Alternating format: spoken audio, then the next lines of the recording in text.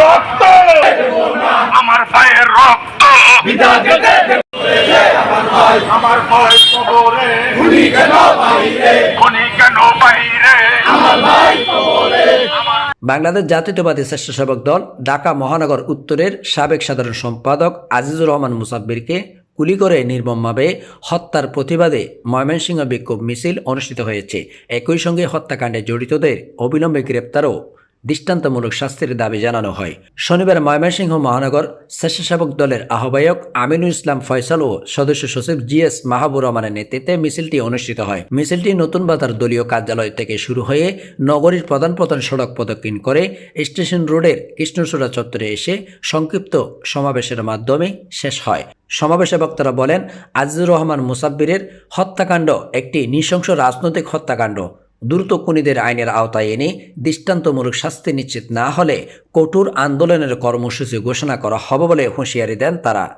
মুসাব্বিরের রক্ত, আমার ভাইয়ের রক্ত,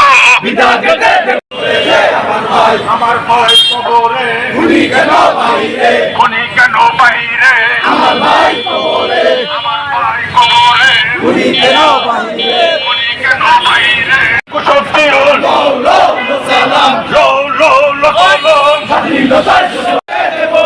মুসাব্বিরের রক্ত, আমার ভাই কবরে, সে বলতে জিয়া নাই, জিয়া ছাড়া বাংলায়, সে বলতে জিয়া নাই, আমার ভাইয়ের রক্ত,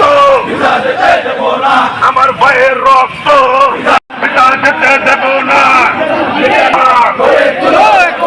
করে তুলো সে বলতে জিয়া নাই, জিয়া ছাড়া বাংলায়, সে বলতে জিয়া নাই,